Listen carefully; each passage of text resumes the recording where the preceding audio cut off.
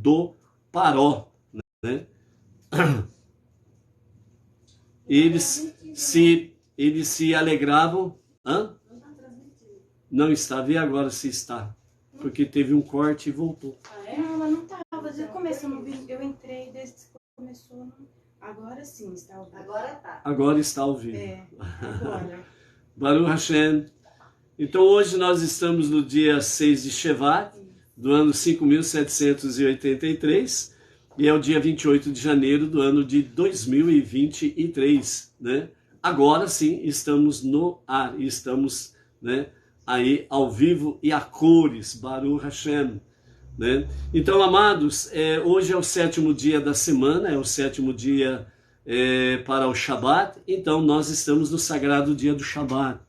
Então hoje nós vamos concluir a Parashá da semana, a Parashá Bo, que é a terceira dentro do livro de Bereshit, aliás, dentro do livro de Shemot e Êxodo, né? E dentro desse ciclo dos novos estudos da Torá, nós estamos na nossa 15ª porção, ok?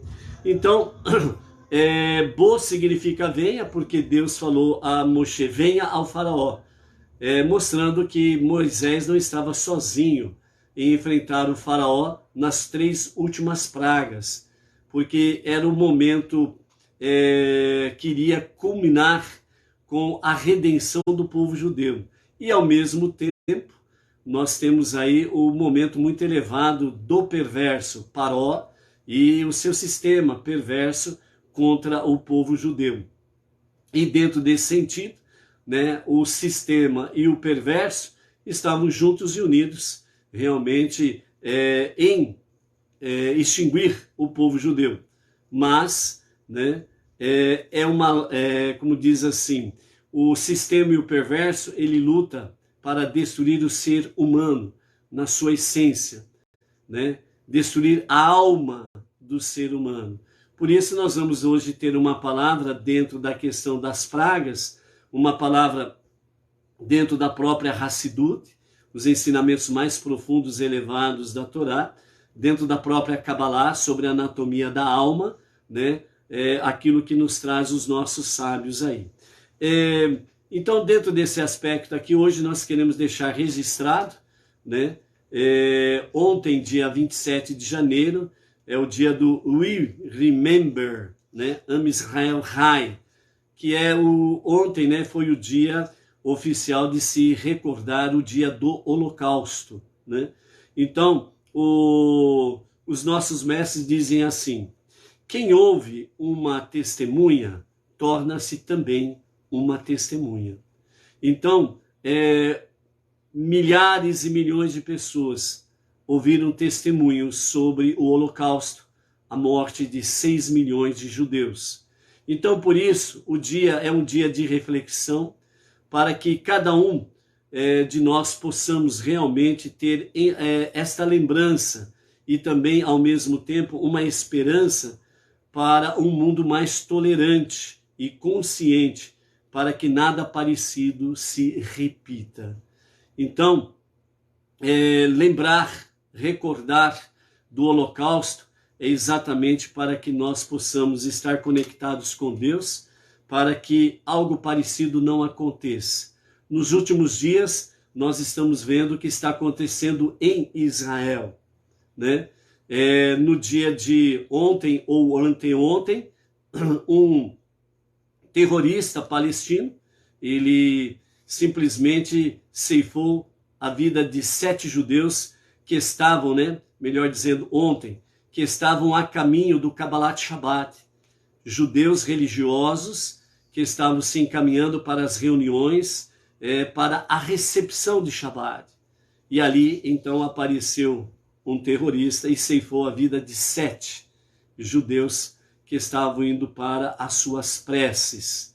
No dia de hoje, pela manhã, né, nesse dia de Shabbat, também tivemos a notícia aí de um pequeno, né, terrorista com a idade de 13 anos, onde ele ceifou a vida, tudo indica, de um pai e de o seu filho, que também estavam a caminho para a sua atividade religiosa, ok?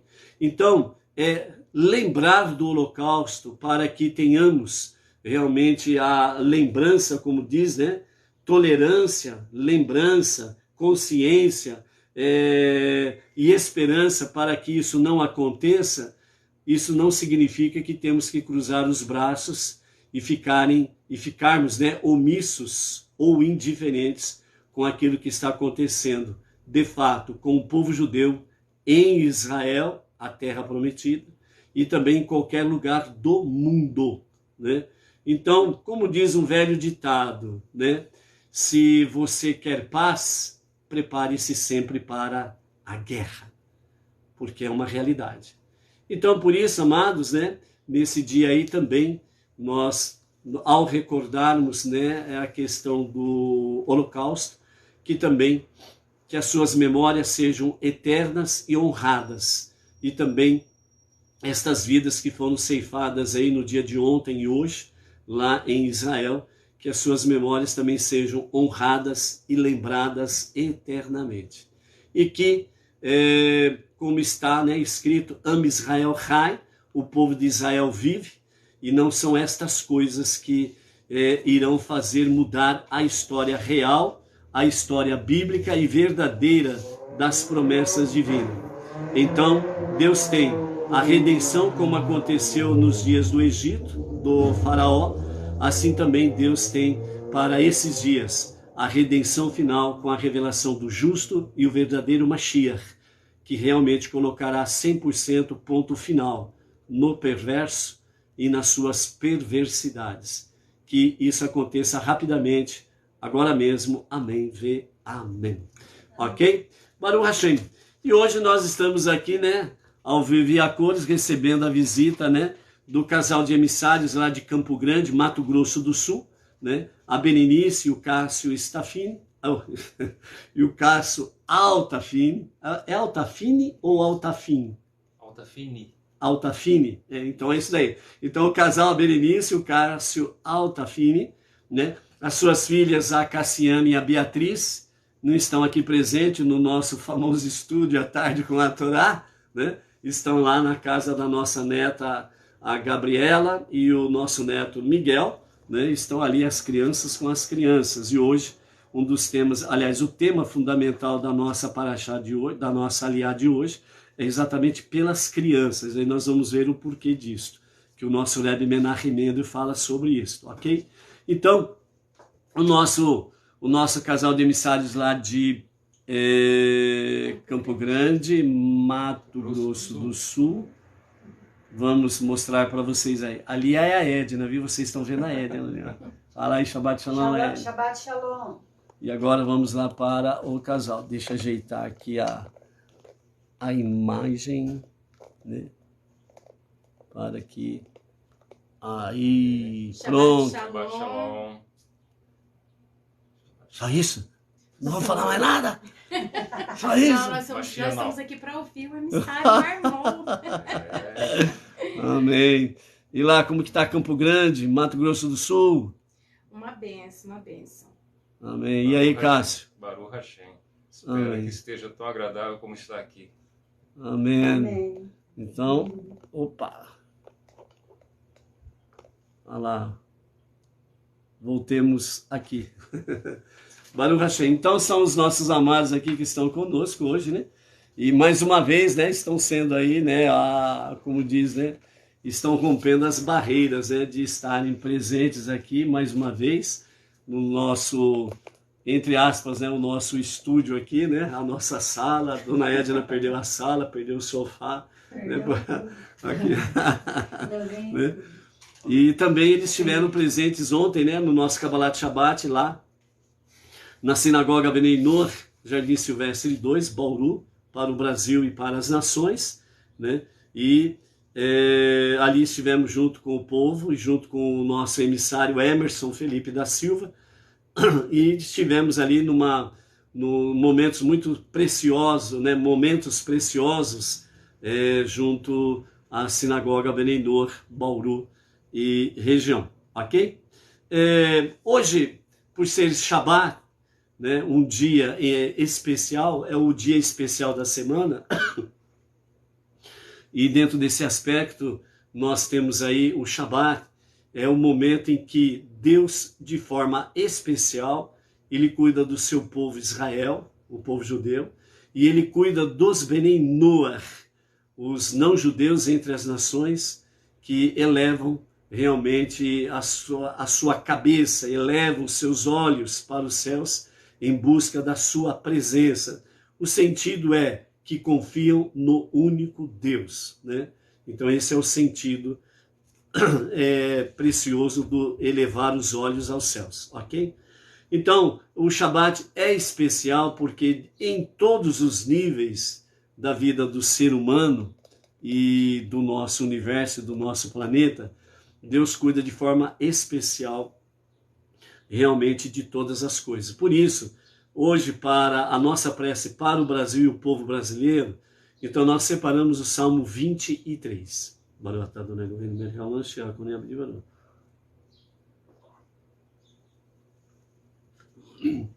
E por que nós escolhemos o Salmo 23, mais uma vez, para o Shabat? Como oração pelo povo brasileiro, nosso irmão brasileiro, e pela nossa nação, o Brasil. Os comentaristas, eles dizem assim, que o Salmo 23, quem vive consciente de estar sempre presente, estar sempre na presença de Deus e sob sua orientação íntima, não teme nada, nem as circunstâncias, por mais hostis que sejam. Deus pode prover toda a necessidade do ser humano, seja num brado verdejante ou no deserto, por mais abrasador que seja. Então, por isso, o Salmo 23, em Shabat, vem trazer exatamente a mensagem mais profunda e elevada do Shabat, que é Deus falando conosco. Eu cuido de você. Eu cuido de vocês. Eu cuido da tua comunidade. Eu cuido do teu povo. Eu cuido da tua nação. Então, quanto mais pessoas voltam-se para Deus, quanto mais pessoas depositam a sua fé, confiança e esperança em Deus, mais essa proporção cresce e a presença divina é mais real, é mais verdadeira e em todas as dimensões, nos 4 ventos do nosso planeta, de norte, sul, leste, oeste. Então o Salmo 23 é: Brasil, eleve os teus olhos aos céus. Povo brasileiro, eleve os teus olhos aos céus. Somente dali, do único Deus, do único Criador, do único Redentor, do único Salvador, é que vem a sua, a minha, a nossa redenção. Por isso, não faça do Salmo 23 uma página aberta dentro da sua casa, como um amuleto que vai empoeirando, vai estragando a folha e não serviu para nada. Deixe o seu livro de Salmos fechado, porque você não precisa usá-lo como amuleto. Abra o seu livro de Salmos para a prece, para invocação a Deus, e faça de cada salmo uma oração. O Salmo 23, nessa oração, assim nos diz. Um salmo de David. O Eterno é meu pastor e por isso nada me pode faltar. Ele me faz repousar em campos verdejantes, conduz-me às águas tranquilas, restaura minha alma, guia-me por veredas da justiça, por amor do seu nome. Ainda que eu siga pelo vale das sombras da morte, nada temerei, pois tu estarás comigo. Teu cajado e teu bordão me darão apoio e conforto. Preparas-me uma mesa de delícias na presença de meus inimigos. Unges com óleo minha cabeça e o meu cálice transborda. Certamente a bondade e a misericórdia me acompanharão por todos os dias da minha existência, e por todo sempre habitarei na casa do Eterno. Começando de trás para frente. Amém, vem amém pela prece, ok? Começando de trás para frente. Por quê? Para todo sempre habitarei na casa do Eterno. Qual é a tua tarefa suprema? A nossa tarefa suprema é transformar este mundo para ser a moradia de Deus. E habitarei na casa do Eterno para todo sempre. Ou seja, neste mundo, transformado, reedificado, retificado, curado, sarado, nos dias de Mashiach. Ele operará estas maravilhas. Por isso, nos dias de Mashiach, na redenção final, não haverá mais morte. Não haverá mais animosidade entre as pessoas. Porque todos os tipos de guerra cessarão. E os instrumentos de guerra, como estão nas profecias, serão transformados em instrumentos agrícolas. Bem como, né, a criança vai poder brincar com a áspide, que simboliza as serpentes, e nada lhe acontecerá. Já pensou? O leão pastando junto com a ovelha? Entendeu?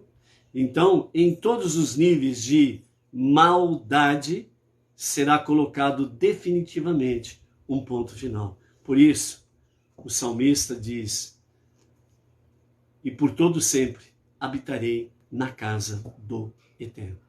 Então, povo brasileiro, ergue os seus olhos para o único verdadeiro Redentor e Salvador, para aquele único que diz que, nas suas profecias, que confirma que este mundo ele será transformado 100%, plenamente, perfeitamente, na moradia de Deus, na casa de Deus. Nós estamos labutando para isso e não podemos parar.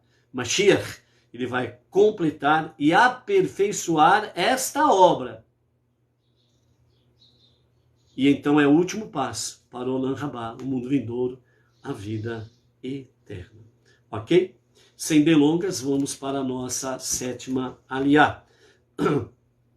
Então a nossa sétima aliá, ela está no capítulo 13, verso 1, e nós vamos até o versículo 16, que faz parte da sétima aliá, né? E vamos encerrar então a nossa aliá, a nossa paraxá dessa semana, a nossa porção dessa semana. Então aqui nós temos, né? Já vimos aí a praga dos primogênitos, a morte dos primogênitos. O Paró vai correndo, como diz a Mishnah. O Paró sai desesperado atrás de Moshe lá em Goshen. E aí então encontra Moshe e dá ordem: saia, você e todo o seu povo, todo o seu gado, todas as crianças, mulheres, jovens, velhos, etc. e tal. E saiam, vão embora. E Moshe, como ele estava senhor sobre o Paró, né, sobre aquela autoridade pagã, aquela autoridade perversa, aquele mandatário, aquele ditador, né, cumprindo a promessa da sarça ardente que Deus falou com ele: te colocarei como senhor sobre o Paró. Né? Então isso nos mostra que se nós estamos conectados com Deus, nós estamos acima de qualquer mandatário. E é por isso que nós não podemos ter medo, seja do ditador, mandatário, seja daquele perverso e as suas perversidades. Porque a nossa fé, confiança e esperança está em Deus e não naquilo que o homem, momentaneamente, está fazendo de negativo, ok? De perversidade. Então Deus disse a Moshe: serás senhor sobre o Paró. Somos colocados como senhores sobre os faraós dos dias atuais. Por isso você não tem motivo para ter medo de nada. E é como diz realmente o Salmo 23, que os nossos sábios falam, né? Que a nossa fé, confiança e esperança em Deus está acima de qualquer situação, seja nos momentos de abundância, que são os prados verdejantes, seja num deserto abrasador, naqueles momentos que nós estamos aí angustiados, aflitos, né? Estamos aí sofrendo perseguições, aflições ou coisas semelhantes, né? A nossa liberdade em jogo, né? A sermos tolhidos, né? Do livre pensamento, da livre expressão, da liberdade de ir e vir, etc. e tal, sabedores que esse deserto abrasador, ele é momentâneo, assim como o nosso Deus é eterno. Então a bondade é eterna e ela prevalece e sempre prevaleceu e sempre prevalecerá contra toda e qualquer maldade, ok? Então, dessa forma, Moshe disse ao Paró: nós não sairemos agora da noite, não. Nós não somos ladrões para fugir da noite, pela noite afora, pela madrugada afora. Pela manhã, nós vamos preparar o nosso povo e nós iremos embora. E o Paró teve que abaixar a orelhinha mais uma vez, voltar correndo, né, que nem um cãozinho bota o rabinho no meio das pernas, e voltar para o seu palácio, o seu perverso palácio, o seu trono, completamente corrompido em todos os níveis, e aguardar a saída do povo judeu. Então, né, nesse sentido aí, nós vimos então que o povo sai do Egito, sai de Ramsés, que faz parte lá de Goshen, e vem mais para o sul, né, do Egito, e chega até Sucote, ali próximo ao Mar de Juncos, né, ao mar popularmente conhecido como o Mar Vermelho. E ali, então, tem todos os preparativos nesse sentido para fazer a travessia e seguir o curso, né? Vimos aí a conclusão sobre a questão da oferenda de Pêssar, né? A oferenda de Pêssar, né? Onde o sacrifício foi o Deus do Egito, o cordeiro ou o cabrito, né? Então vejam bem que para serem livres eles precisavam realmente matar, destruir a idolatria. E especificamente a idolatria estava aí conectado com o cordeiro ou cabrito, né? Então por isso, né, amados, aqui o cordeiro ele foi usado não para perdão de pecados, ele foi usado para a destruição da idolatria. Então, quanto a essa questão que cordeiro tira pecado do mundo ou do pecador, é realmente uma falácia, uma mentira. Cordeiro, sacrifício, não tira pecado de ninguém. E muito menos quando colocam um ser humano como cordeiro, que não é cordeiro. Cordeiro é um animal, não pessoa, né? Então, quando se coloca uma pessoa como cordeiro que tira o pecado do mundo, aí piorou a situação, porque aí já entrou num campo de homicídio, e aí Deus não aceita homicídio. É só você ler lá qual que é a pena dentro das escrituras para o crime de homicídio, aí você vai entender, né? Então aqui o cordeiro ele foi usado para destruir a idolatria. E em toda a história dos 5 primeiros livros da Bíblia, a Torá ou o Pentateuco, como queira, nunca o cordeiro foi usado para perdão de pecados. Então o povo tem sido enganado por mais de 2000 anos, que o cordeiro é o que tira o pecado do mundo. E não é. O que tira o pecado do pecador? Segredo. Techuvá, retorno a Deus para um sincero e verdadeiro arrependimento. É isso que tira o pecado do pecador e recebe o perdão de Deus. Entendeu? Você é inteligente, né? Você entende. Aí depois agora, na nossa 7ª aliá, nós temos a consagração dos primogênitos. É aí que nós entramos dentro daquilo que o nosso Rebbe Menahem Mendel, o líder máximo espiritual da nossa geração, nos fala sobre a questão pelas crianças, certo? Pelas crianças. Então nós vamos focar isto, e na sequência, para nós encerrarmos a nossa live de hoje, nós vamos falar sobre a questão da anatomia da alma em relação às pragas, chamadas pragas do Egito, ok? Então, o nosso Rebbe Menahem Mendel, de acordo aqui com o capítulo 13, né, que nos fala sobre a consagração dos primogênitos, né? Então, todo primogênito, ele foi consagrado a Deus, ok? E então, o nosso Rebbe fala pelas crianças. E lembrando que nós tivemos nessa semana, nós tivemos fatos que aconteceram paralelamente, ao mesmo tempo, instantaneamente. Assim como a morte dos primogênitos aconteceu, instantânea. Então, quando o anjo da morte, o anjo destruidor, desceu no Egito para realmente exercer a praga da morte dos primogênitos, foi algo instantâneo, como diz Rashi e os sábios da Mishnah e do Talmud. Então ela foi instantânea. Começou a ação, foi aquilo assim, ó. Certo? Então, dentro desse aspecto aí, nós vemos que a Pêssar, que é pular, passar por cima, então as coisas aconteceram de forma instantânea. Em Goshen, onde habitavam os judeus, estava ali, por ordem do faraó, né, os egípcios construíram edificações, casas para eles no meio do vilarejo, do bairro, da comunidade dos judeus. Então havia casas de judeus, casa egípcia, casa de judeu, casa egípcia. Então o anjo da morte, o anjo destruidor, então pensa, ele passou por cima, quando ele chegava na frente da casa uma linguagem humana para você entender, ok?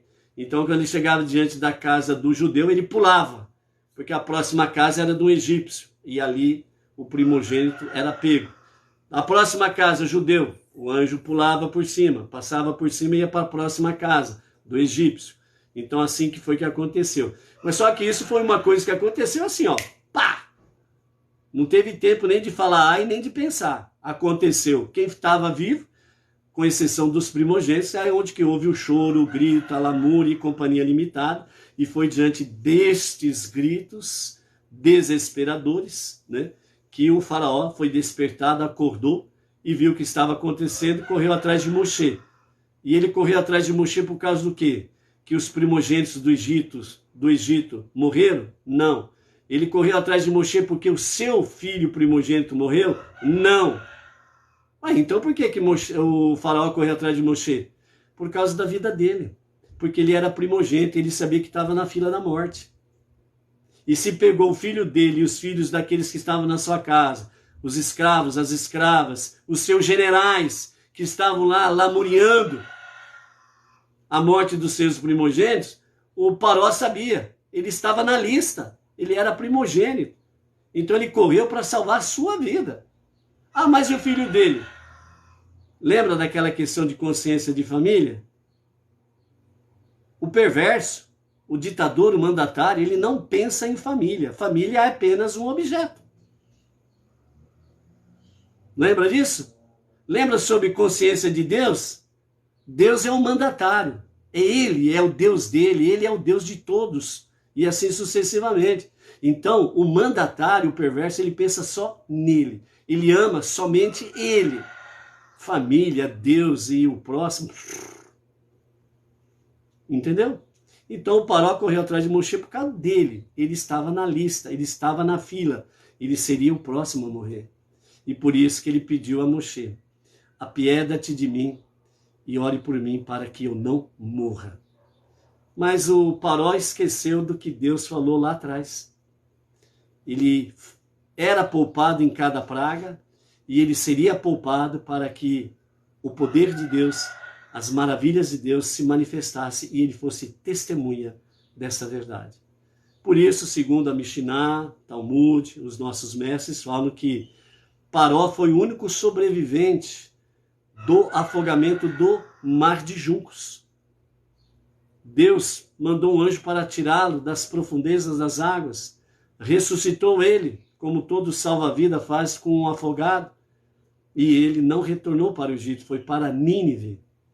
E segundo os nossos mestres do Talmud e da Mishnah, falam exatamente isso daí. Quando o profeta Jonas foi lá, quem foi o primeiro que se humilhou? Quem foi o primeiro que se vestiu de saco e se cobriu de cinzas? Quem foi o primeiro que fez techuvá? O rei de Nínive, que é o ex-faraó. Porque ele sabia, se Deus mandou o recado, nada impediria a sua ação. Só uma coisa impediria: techuvá. Entendeu? Então são essas coisas. Nada é por acaso. Deus tem propósito em todas as coisas. E entre elas, a consagração dos primogênitos pelas crianças, a conexão com Pêssar. E na proximidade de Pêssar, nós estaremos entrando com mais detalhes sobre isso. No momento, o nosso Rebbe Menachem Mendel diz: você deverá contar o seu filho nesse dia, o primogênito. Deus nos ordena relatar a história do Êxodo na noite de Pêssar, com relação aos 4 filhos. O sábio, o segundo é o perverso, o terceiro é o simples, e o quarto é aquele que não sabe perguntar, não sabe nada. Lembra aquela expressãozinha que se usa por aí? Ele não sabe nada, inocente. É esse o foco. Curiosamente, o mandamento de recontar a história do Êxodo, que é a origem do Seder de Pêssar, aparece juntamente ou justamente no contexto da descrição do filho que não sabe perguntar. O mais imaturo dos 4 filhos, para que devemos adaptar nossa descrição do Êxodo, e isso nos ensina que o nosso dever de contar sobre o Êxodo aplica-se principalmente a essa criança que não sabe perguntar. Precisamente, encontramos as palavras adequadas para fazer com que ela compreenda e, dessa forma, inspirar esse tipo de criança com gratidão a Deus por ter nos libertado do antigo Egito e de todos os outros Egitos, passados, presentes, futuros, pessoais e coletivos.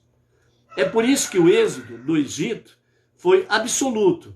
Não ficou um único judeu para trás. Por isso, o êxodo, a saída do Egito, ele foi absoluto.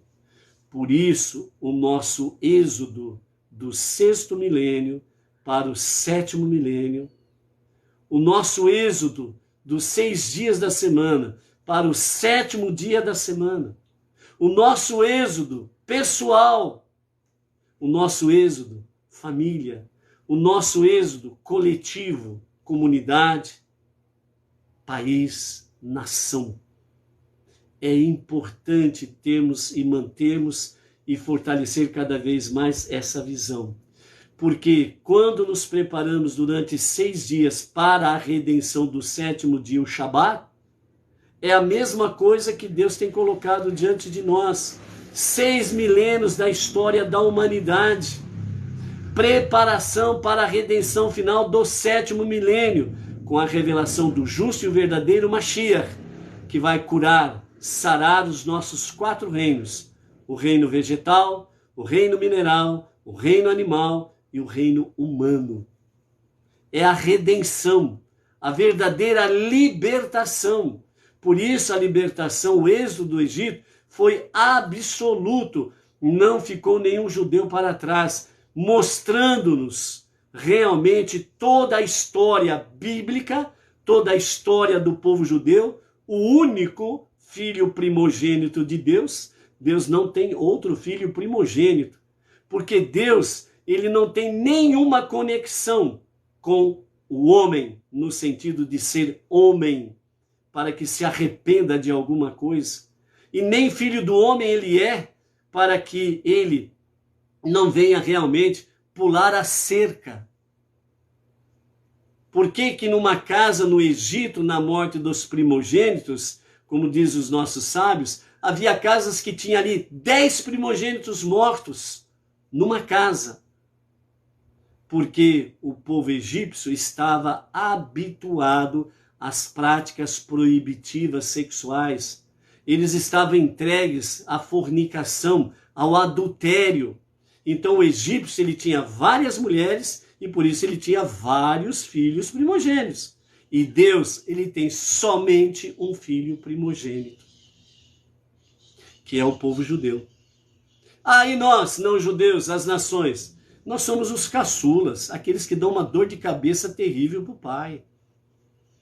Por isso que nós aí, os caçulas, envolvidos com as nações, idolatria, coisas proibidas, só damos, entre aspas, dor de cabeça para Deus. E por isso Deus, ele usou, usa e continuará usando até a redenção final com Mashiach, o seu filho primogênito, para chamar a atenção dos caçulas. Esses caçulas que são irresponsáveis, dão uma dor de cabeça. Então ele usa o seu filho primogênito para trazer a luz divina, o conhecimento, a sabedoria, o monoteísmo com fundamento judaico e orientação rabínica. E por isso os Benei Noach, no movimento Benei Noach, no monoteísmo com fundamento judaico e orientação rabínica, graças a Deus, tem se multiplicado no nosso Brasil e no mundo afora. Ou seja, estamos retornando para casa.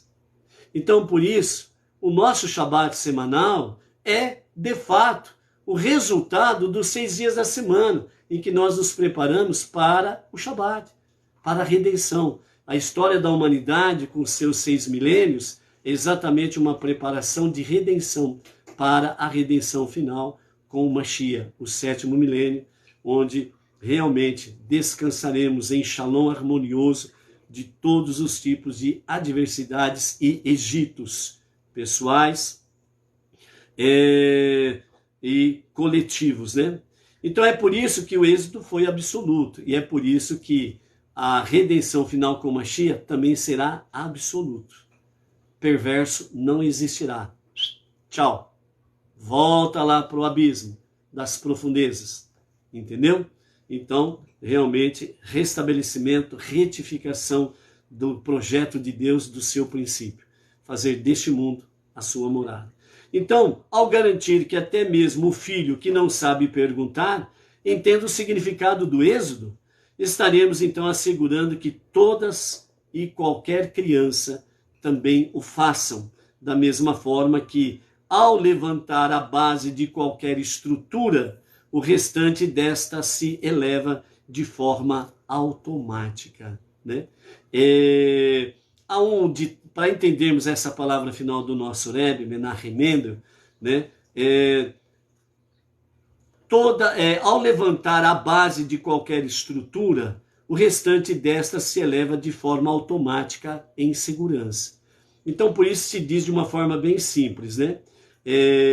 Todo edifício bem fundamentado, ele vai chegar ao seu teto, ao seu ponto final, ele estará bem estruturado e bem estabelecido, porque ele não teve um fundamento na areia, ele não teve um fundamento sem a sua base correta, concreto, ferro, num terreno seguro, ok? Então a estrutura, ela se torna toda ela completa e segura.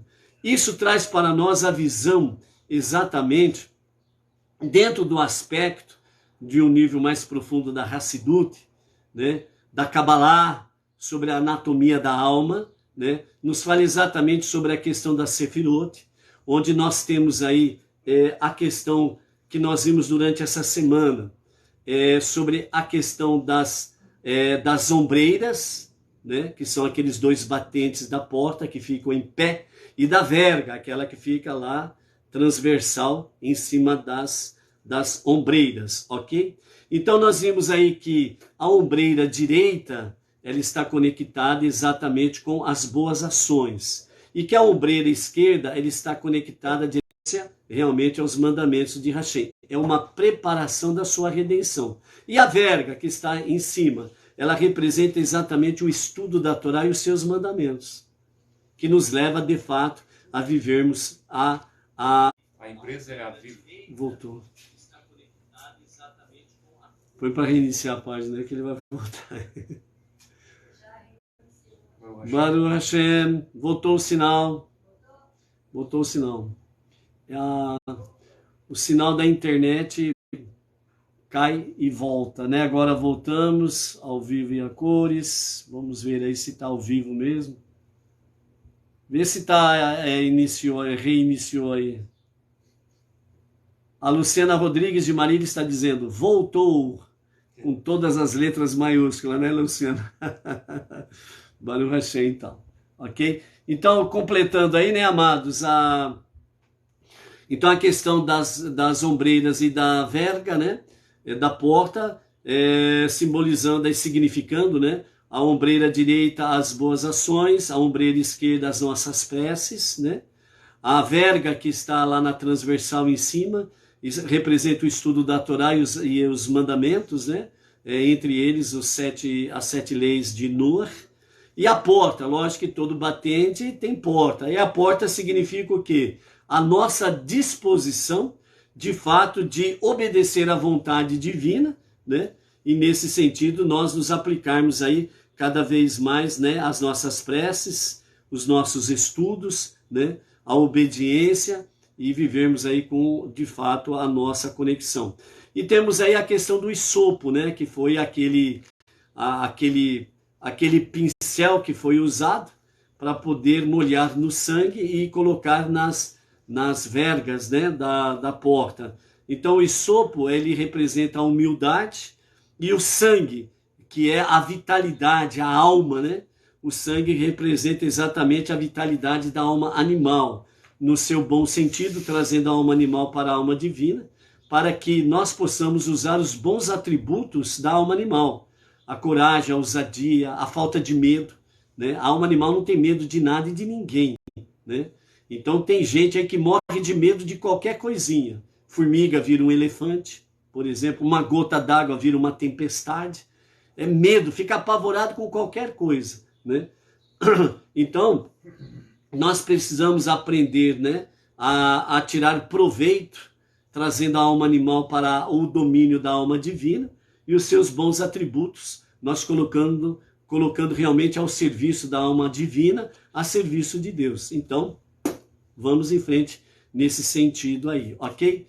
O Emerson Felipe da Silva está aí, o nosso emissário lá da Sinagoga Benei Noah, Jardim Silvestre 2, né?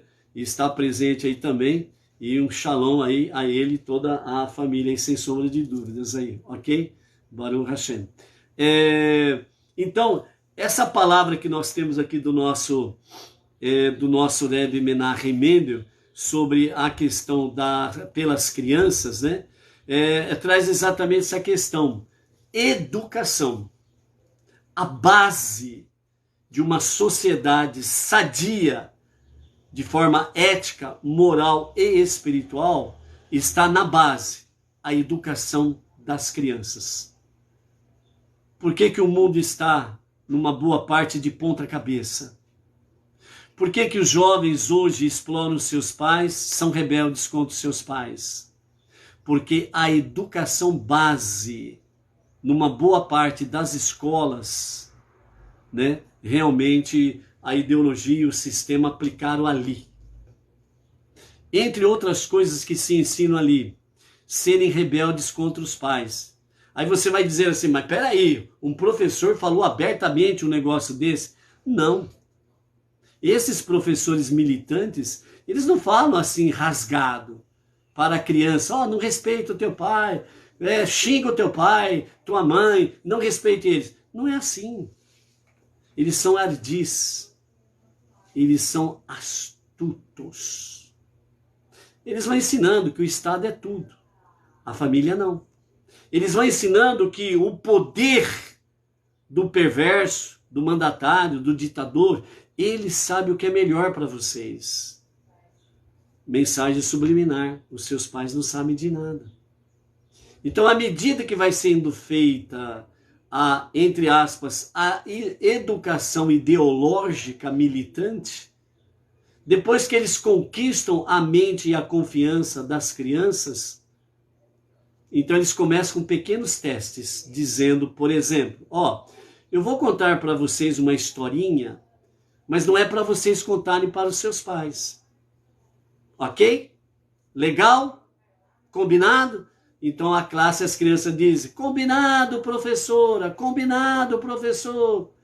Então ele conta lá uma historinha qualquer, uma historinha boba de tudo. No dia seguinte, e aí, criançada, tudo bem? Passaram bem, etc e tal, ok. Dormiram bem, dormimos bem. E a nossa historinha de ontem, quem lembra da historinha? Aí então a classe praticamente, por unanimidade, levanta o bracinho, lembro. O que você lembra da história? Aí um fala uma coisa, e você? O outro fala outra coisa. Agora, a pergunta-chave. Ele fez toda uma preparação. E aí ele veio com a pergunta-chave. E aí, quem contou para os seus pais? Ele não pergunta, né? Não era para contar para os seus pais. Alguém contou? Não, é uma questão de astúcia. Então ele simplesmente faz uma pergunta objetiva, direta. Quem contou para os seus pais a historinha? Então, por exemplo, uma criança lá, inocente de tudo, ela levanta a mão. Eu contei, professora, eu contei, professora. Outros, a maioria, não levantam a mão. Aí o professor ou a professora militante vai falar o quê? Para esses que não levantaram as mãos. Parabéns para vocês, muito bem, vocês compreenderam a mensagem, vocês compreenderam a lição, muito bem mesmo. Hoje nós teremos um outro teste, uma outra experiência. Aquela criança que levantou a mão, o professor não falou nada contra ela, não repreendeu ela. Mas quando ela elogia os outros, aquela criança se sentiu o quê? Rejeitada, ultrajada, humilhada, esquecida. Então o que essa criança vai fazer? Ela vai fazer igual às outras. Nos novos testes, ela não vai contar para os seus pais. Então quando novamente o professor ou a professora militante fizer a pergunta, quem contou para os pais? Ela também não vai levantar a mão. Por quê? Porque ela não contou para os seus pais. Faça um teste com os seus filhos. Pergunte para eles, o que o seu professor, o que a sua professora ensinou para você hoje? Dependendo do caso, você terá uma péssima experiência. Você vai perceber que está perdendo os seus filhos para o sistema, para as ideologias militantes.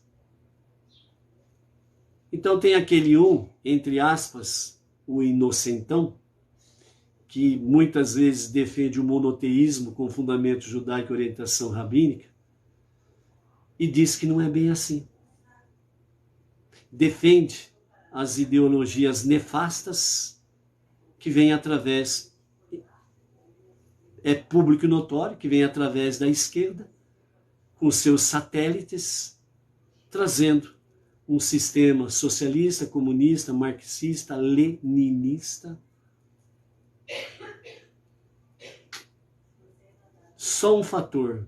A partir do momento que uma ideologia defende a morte de um inocente dentro do ventre da sua mãe, não precisa de mais nada, só por isso. Jamais seria a favor desse sistema. Só por isso. Ah, mas tem monoteísta que diz que não é bem assim. É, como diz o velho ditado. Um ditado simples que todo mundo conhece. O cão, outros dizem o diabo, outros dizem o capeta, não é tão feio como se pinta. Então, tem muita gente que gosta de dormir com o inimigo, que gosta de andar em péssima companhia. A escolha é sua, o livre-arbítrio é seu. Deus não interfere nisso. Agora, não esqueça, toda decisão, nós somos escravos dos seus efeitos colaterais. A psicologia das pragas traz para nós mensagens a respeito das 10 pragas, que elas não devem ser vistas meramente como um conjunto de ocorrências sobrenaturais que assolaram o Império Egípcio. Não deve ser visto como uma simples e meramente, atos sobrenaturais dentro desse aspecto, que destruiu o Egito há mais de 3.300 anos. A Torá, não podemos jamais duvidar e esquecer desse detalhe. A Torá, ela é um projeto para a vida que Deus nos deu. E dentro desse sentido, então, trata-se de um manual no desenvolvimento da raça humana. Quem menospreza a Torá despreza o projeto de vida.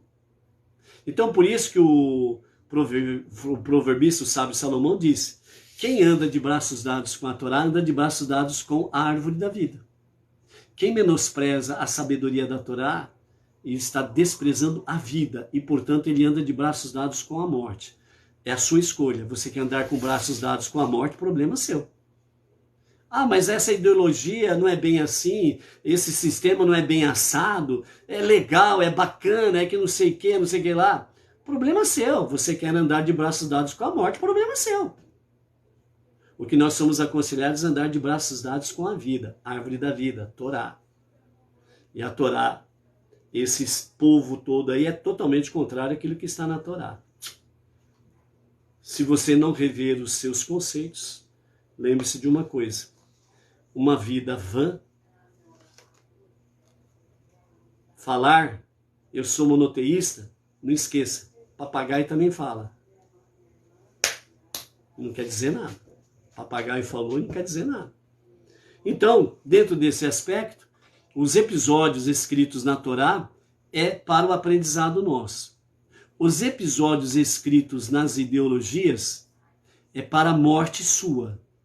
Os episódios registrados na Torá é para a sua vida, para viver, se você se dedicar a ela. Ok? Então, dessa forma, como devemos aplicar, né, a remota história das 10 pragas em nossas vidas pessoais? Então, a anatomia da alma que os nossos sábios trazem, né, entre eles é o Rabino Yitzhak Gansburg, nos 2 livros sobre Kabbalah, que nós falamos inúmeras vezes aqui, que são os únicos 2 livros que o nosso Rabino, Yaakov Gerenstadit, né, a nossa liderança Benenua no Brasil, os únicos 2 livros que ele indica para a Kabbalah são esses aqui. E aqui nós temos a anatomia da alma. Se você quer melhorar e aperfeiçoar, adquire e estude, sempre procurando, obviamente, uma orientação também de alguém que já tenha experiência nesse campo e também, acima de tudo, uma orientação rabínica, ok? Então, dentro desse sentido, a Kabbalah nos ensina, só abrindo um pequeno parênteses, a verdadeira Kabbalah é estudo da Torá. Ah, mas a Kabbalah da prosperidade, a Kabbalah de não sei o que lá.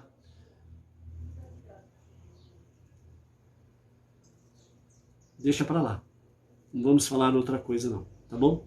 Mas a verdadeira Kabbalah, diz o nosso rabino, Yitzhak Gansburg, é aquela que nos leva ao estudo da Torá, a nos aproximarmos mais de Deus. Essa é a verdadeira Kabbalah. Ah, eu quero estudar Kabbalah. Então, se você tem esse intuito de se aproximar mais de Deus e não da riqueza, porque existe uma diferença aí. Tem gente que quer Kabbalah para ficar rico, diz, né? Certo? Mas a verdadeira Kabbalah fala de se aproximar de Deus. Então você que decide se quer se aproximar mais de Deus ou da riqueza. Então ela nos ensina que toda a alma humana é formada por 10 tijolos, ou 10 características que formam a sua personalidade interior. Então, as 3 primeiras formas da identidade inconsciente da alma e os seus poderes cognitivos.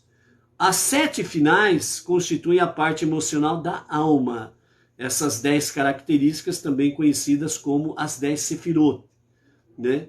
Ou 10 luzes, ou 10 pontos de energia, são mostradas na Kabbalah da seguinte maneira. Então, nós temos dentro da Kabbalah, né, Keter, Hormah, Binah, Hesed, Gevorah, Tiferet, Netzach, Hod, Yesod e Malhut, no hebraico, né? Keter é o superconsciente, que é a questão que está conectado com a coroa, é a primeira que está acima de tudo e de todos, né? Tem uma conexão com o rei dos reis. Dentro da configuração Sefirot e corpo humano, está conectado com o nosso cérebro, ok? Hormah, concepção, sabedoria. Binah, inteligência. Hesed, amor. Gevorah, está dentro daquela questão de severidade e também está dentro da questão de rejeição. Tiferet, compaixão ou beleza. Netzar, a ambição. Hod, submissão. Yesod, conexão. E Malhut, confiança, que está dentro do reinado, ok? Agora, dentro dessa configuração, agora os nossos mestres da Kabbalah trazem para nós a conexão com as 10 pragas. Vejam bem, a Keter, ela tem uma conexão com a morte dos primogênitos. A primeira, Sefirah, ela tem a conexão com a 10ª praga do Egito. Enquanto que a última Sefirah, Malhut, ela tem conexão com a primeira praga, o sangue. Então vejam bem aqui a conexão. Keter, superconsciente, né? Morte dos primogênitos. Rormá, concepção, que está conectado com escuridão, a praga das trevas. Biná, inteligência, está ligado aos gafanhotos. Hesed, amor, está conectado com granizo, a praga do granizo. Já vamos falar o significado. Gevurá, rejeição, está conectado com a praga dos furúnculos. Tiferet, compaixão, a epidemia. Netzar, ambição, está conectado com a praga das feras, né? Os animais selvagens, mais cobras e escorpiões. Rod, submissão, está com os piolhos. Yesod, conexão, né? Que Yesod significa conexão, ela está conectada com a praga do sapo, das rãs, ok? E Marhut, confiança, está com a praga dos sangues, a praga do sangue, melhor dizendo. Então, vamos para o significado disto, certo? Então, Keter, superconsciente, a morte dos primogênitos, é a praga mais devastadora de todas. Por isso que a 10ª praga está em primeiro lugar na conexão com a Sefirot. Porque ela é a mais devastadora de todas as pragas. Ou seja, aquela famosa concepção, o ciclo natural da vida, são os filhos